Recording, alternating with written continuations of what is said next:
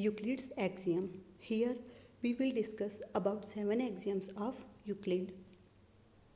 First axiom: things which are equal to the same thing are equal to one another.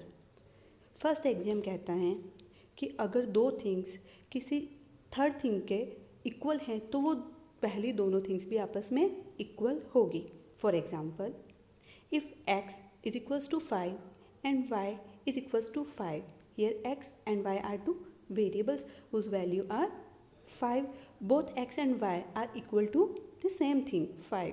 So we can say that x is equals to y. Second axiom: if equals are added to equals, the whole are equal.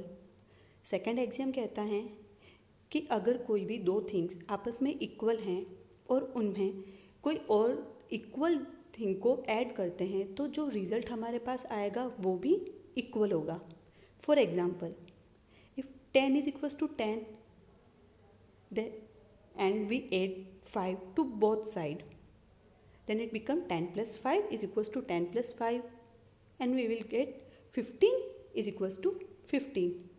So यहाँ आप देख सकते हैं कि 10 के equal हैं और हमने 5 को दोनों ही साइड में ऐड किया है. It mean equal added to equal. 10 plus 5 is equals to 10 plus 5. The whole are equal. तो लास्ट में हमारे पास क्या आया? 10 plus 5 15. 15 क्या है? होल है.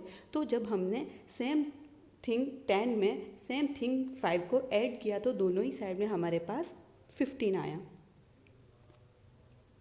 Third axiom: if equals are subtracted from equals the remainders are equal.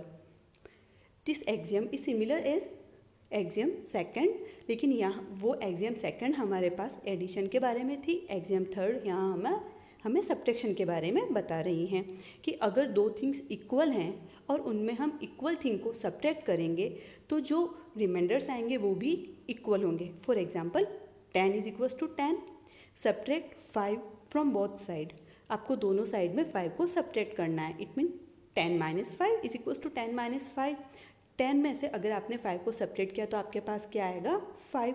तो आप यहाँ देख सकते हैं कि दोनों ही साइड में आपके पास में 5 आ गया है, यानी कि the remainders are equal. Fourth axiom: things which coincide with one another are equal to one another. Fourth axiom कहता है कि दो थिंग अगर एक दूसरे को कोइंसाइड करती है यानी कि कंप्लीटली ओवरलैप कर रही हैं, यानी जब आपने पहली थिंग पर दूसरी थिंग रखी तो आपको पहली थिंग नहीं दिखाई देनी चाहिए, और अगर सिमिलरली आपने दूसरी थिंग पर अगर पहली थिंग को रखा है तो आपको दूसरी थिंग नीचे से नहीं दिखाई देनी चाहिए, यानी कि उनकी साइज़ बिल्कुल एक जैसी होगी तो वो एक दूसरे के इक्वल होंगे. For example, line segment A B. Line segment A B की लेंथ है 5 सेंटीमीटर. सिमिलरली हमारे पास यहाँ एक और लाइन सेगमेंट है सी डी जिसकी लेंथ है 5 सेंटीमीटर. अगर आप ए बी को सी डी के ऊपर रखते हैं तो क्योंकि ए बी और सी डी दोनों ही 5 सेंटीमीटर के हैं तो सी डी क्या होगा? कंप्लीटली ओवरलैप हो जाएगा. सिमिलरली अगर आप सी डी को ए बी के ऊपर रखते हैं, अगर आप सी डी को ए बी पर कोइंसाइड करते हैं तो ए बी कंप्लीटली ओवरलैप हो जाएगा, यानी कि दोनों ही कंडीशन में हमें या तो ए बी नहीं दिखेगा या फिर सी डी नहीं दिखेगा. इसका मतलब ये है कि ए बी और सी डी आपस में इक्वल हैं. Axiom 5: the whole is greater than the part. इस एग्जाम के बारे में मैं आपको ऑलरेडी इंट्रोडक्शन में बता चुकी हूँ कि जहाँ मैंने आपको वाटरमेलन का एग्जाम्पल दिया था, यहाँ हम एक और दूसरे एग्जाम्पल के बारे में देखते हैं कि अगर हमारे पास में एक टब है जिसमें टोटल 10 लीटर वाटर कंटेन हो रहा है. अगर मैं इस 10 लीटर वाटर में से 2 लीटर वाटर किसी दूसरे टब में निकाल देती हूँ तो ये 2 लीटर क्या हुआ? फर्स्ट 10 लीटर का एक पार्ट है जो मैंने उसमें से अलग कर लिया है, और बचा हुआ रिमेनिंग वाटर कितना होगा इस टब में? अगर आपने 10 में से 2 निकाला तो पीछे 8 लीटर बचेगा. ये 8 लीटर वाटर को भी मैंने एक थर्ड टब में बाहर निकाल दिया है. तो ये 8 लीटर भी क्या हुआ? उस 10 लीटर का एक पार्ट है. तो दोनों ही कंडीशन में जैसे 2 लीटर को हमने पार्ट 1 ले लिया है और 8 लीटर को हमने पार्ट 2 ले लिया है, जबकि 10 लीटर क्या है? हमारे पास में होल है. अगर मैं होल को पार्ट 1 और पार्ट 2 से कंपेयर करूं the whole 10 liter is greater than part 1, that is 2 liter. Similarly, whole 10 liter is greater than part 2, that is 8 liter. यहाँ हम एक और रिजल्ट कह सकते हैं कि होल के जितने भी पार्ट्स हैं उन सबको अगर हम ऐड करेंगे तो हमारे पास वापस क्या आ जाएगा, whole.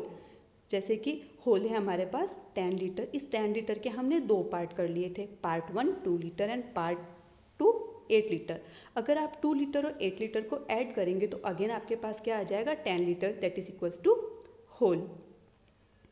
Axiom 6. Things which are double to the same things are equal to one another.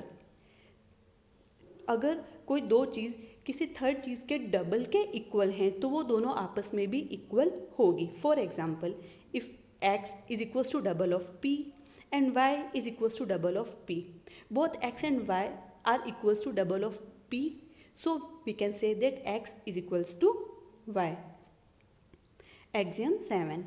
Things which are half of the same things are equal to one another.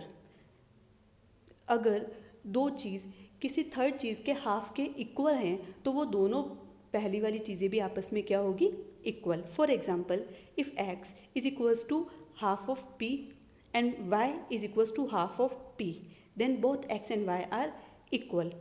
यहाँ एग्जाम 7 जो है, इससे पहले आपने एग्जाम 6 देखा, उससे पहले हमने एडिशन और सब्ट्रैक्शन के बारे में देखा है. ये ऑलमोस्ट एक ही टाइप के हैं, बस वहाँ अलग अलग मैथमेटिकल ऑपरेशन अप्लाई हो रहे हैं.